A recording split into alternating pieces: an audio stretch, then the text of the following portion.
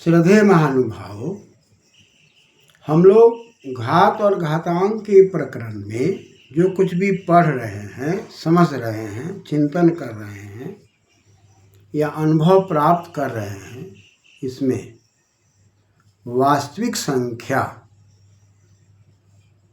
के घात जो परिमेय है,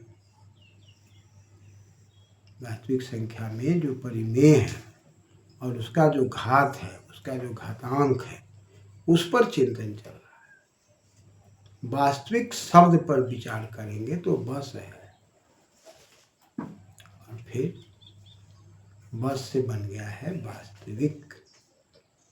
पहले बना वास्तव, फिर ठक एक वास्तविक। तो वास्तविक में हम यदि विचार करते हैं तो पहले हमको संख्या पर विचार करना पड़ता है, और संख्या पर विचार करते हैं तो अंक पर विचार करना पड़ता है। जैसा कि 1 से 9 तक अंक है, और शून्य के कारण 10, 11, 12 बढ़ते हुए अनंत तक जो हम जाते हैं वो संख्या है। अंकों का विस्तार संख्या है, और संख्या में अब वास्तविक की बात आ रही है। वास्तविक में बस है, बस में बसना है। अंक और संख्या के अंदर जो कुछ भी बसेंगे वही वास्तविक है। इसमें बसने के लिए दो बातें आ रही, परिमेय अपरिमेय। परिमेय में परि है, माँ है, मापन योग्य, और अमापन योग्य, यानी कि जिसको हर प्रकार से विभाजित किया जा सके और विभाजित न किया जा सके। तो परिमेय अपरिमेय दोनों का ग्रुप यदि है, समूह यदि है, तो वही वास्तविक है। और उसमें घात घातांक की बात चल रही है। तो पहले बात चल रही है परिमेय के घात घातांक की बात चल रही है, और परिमेय के घात घातांक में विभाजन तो होगा ही, पी/क्यू के रूप में देखा ही जाएगा, अंश बटा हर के रूप में देखा ही जाएगा। लेकिन इसके अंदर घात में कहीं पर हम किसी को धन पूर्णांक मानते हैं, किसी को ऋण पूर्णांक मानते हैं। जैसे हम एक रेखा खींच देते हैं और रेखा के बीच में शून्य लगा देते हैं और शून्य के दाहिने ओर बांटते हैं, 1, 2, 3, 4, 5 धनात्मक होता है, बाएं ओर जाते हैं तो -1 -2 होता है। लेकिन शून्य क्या है? तो ये अऋणात्मक पूर्णांक या ऋणात्मक नहीं है। और यहाँ से फिर हम दोनों तरफ बढ़ते हैं। उस शून्य पर चर्चा करते हुए हम लोगों ने चर्चा किया था कि a पर पावर n कर दिया जाए, और बटा में पुनः a पर पावर n कर दिया जाए। तो पहले के सूत्र से भाग वाली विधि में घटाव हो जाता है, तो a पर पावर n घटाव n होकर के शून्य होकर a पर पावर 0, और a पर पावर n बटा a पर पावर n को काटते हैं तो 1, यानी कि a पर पावर 0 बराबर 1। यहाँ पर यह को यदि हम संख्या मानते हैं, पूर्ण संख्या मानते हैं, और उस पर घातांक यदि हम शून्य कर देते हैं, तो शून्य करने के बाद वह 1 के बराबर हो जाता है। यानी कि जैसे ही शून्य से गति होती है तो हम एकत्व की ओर जाते हैं, और जैसे ही एकत्व की ओर जाते हैं हम समरस में जाते हैं, और समरस में जाने वाले व्यक्ति के जीवन से कलह क्लेश दूर हो जाता है। अतः गणित का उद्देश्य यह भी है कि एकत्व की ओर जाना, गति की ओर जाना, और गति की ओर जाकर इस घात घातांक को समझकर, इस हनन को समझकर, इस घात की शक्ति को समझकर कि जैसे अंकों को इतने बार गुना करना है, यह संकेत है। ठीक उसी प्रकार से कोई घर परिवार का व्यक्ति हमको आदेश देता है तो हमें आदेश का पालन करना है। तो आदेश के पालन का द्योतक भी है। इसलिए a पर 0 जैसे ही हम करेंगे, शून्य जैसे ही करेंगे, तो इसका मतलब 1 सिद्ध होता है। 2 पर शून्य कर दें तो भी 1, 4 पर शून्य कर दें तो भी 1, यानी कि किसी भी अंकगणितीय अंक में या बीजगणितीय अंक अक्षर में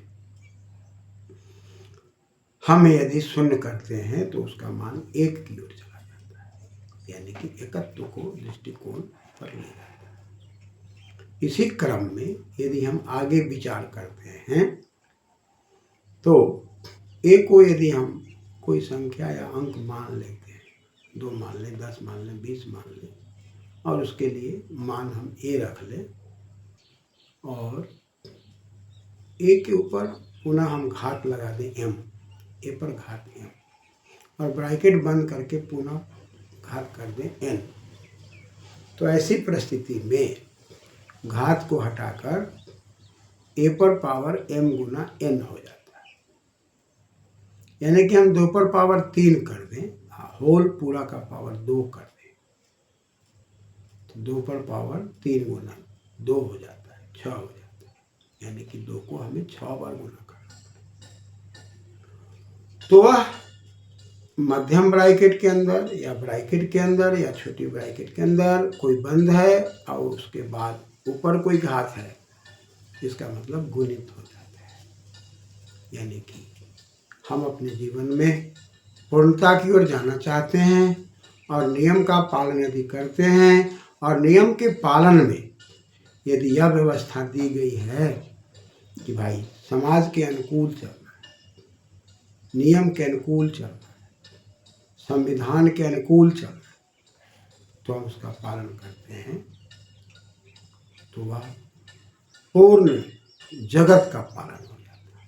इसलिए पूर्ण जगत के पालन में नियमानुसार, शास्त्रानुसार चलना भी है और दूसरे को चलाने की बात भी करनी है। इस क्रम में एक तरफ गुणित हुआ और गुणित को घात दिया गया तो उसका भी गुना हो गया। एक नियम है, 2 घात है तो 2 बार, 3 है तो 3 बार। फिर यदि भाग की बात आई तो कहा कि भाग जो है वो घटाव से चला, इसलिए उसमें घटने की बात आई। यदि गुना की बात आई तो जोड़ से चला, और किसी भी अंक पर, अक्षर पर, संख्या पर शून्य करने की बात आई तो इसका मतलब एकत्व की ओर चला।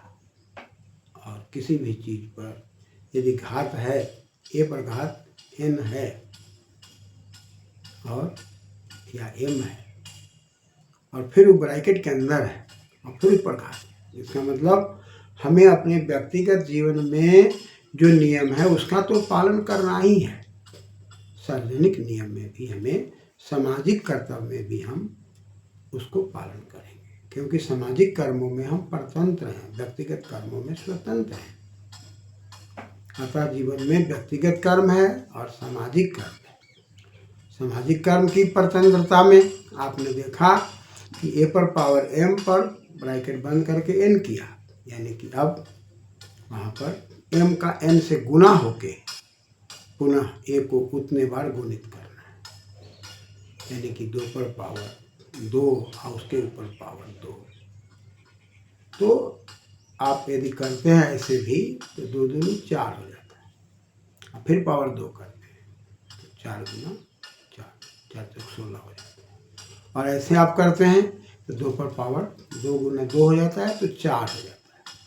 4 होने पर 2 पर पावर 4, तो 2 को 4 बार गुना कर देते हैं, 2 दूनी 4, 4 दूनी 8, 8 दूनी 16। इस प्रकार से व्यक्तिगत नियम के लिए ए पर पावर एम और सार्वजनिक नियम के लिए ए पर पावर एम का पावर एन हो गया। इस प्रकार से हमें इन अंकों की विधा को, अक्षरों की विधा को घातांक के रूप में समझकर, वास्तविक संख्या के रूप में समझकर, जो जो चीज़ इसमें बसे हुए हैं, परिमेय है या परिमेय है, अभी हम लोग परिमेय पर बात कर रहे हैं, जिसका माप हो सकता है, मापतोल जिसका हो सकता है, उन संख्याओं पर विचार करना जो गणित की दुनिया में P/Q है। लेकिन वास्तव में इस पर विचार करें तो अपरिमेय और परिमेय दोनों का समूह है, और उसके अंदर जो भी प्लस माइनस बट्टा जोड़ घटाव गुना भाग सब बसे हुए। इसलिए वास्तविक संख्या के अंदर सम संख्या, विषम संख्या, भाज्य अभाज्य, परिमेय अपरिमेय सब दिखाई पड़ते हैं। इसलिए इन संख्याओं को ठीक से समझकर जो जो चीज़ इसमें बसा हुआ वही वास्तविक है। वसु में बसना, वास्तव, वस्तु, वास्तविक, वस्तु में वास्तविक, जो जो बसा हुआ है और तू यहाँ पर परमात्मा की शक्ति है। अतः कोई भी अंक और संख्या का जब विकास हम करेंगे, चाहे जोड़ घटाव गुणा भाग में करें, चाहे हम घात घातांक के रूप में करते चले जाएं, कहीं ना कहीं ईश्वरीय ज्ञान और ऊहा की शक्ति से ही हम आगे समर्थित हो सकते हैं। इसलिए वास्तविक में वस्तु है, वस्तु में तू है, तू माने परमात्मा है, और परमात्मा के सानिध्य से ज्ञान विज्ञान को बढ़ाते हुए हमें आगे बढ़ना है। धन्यवाद।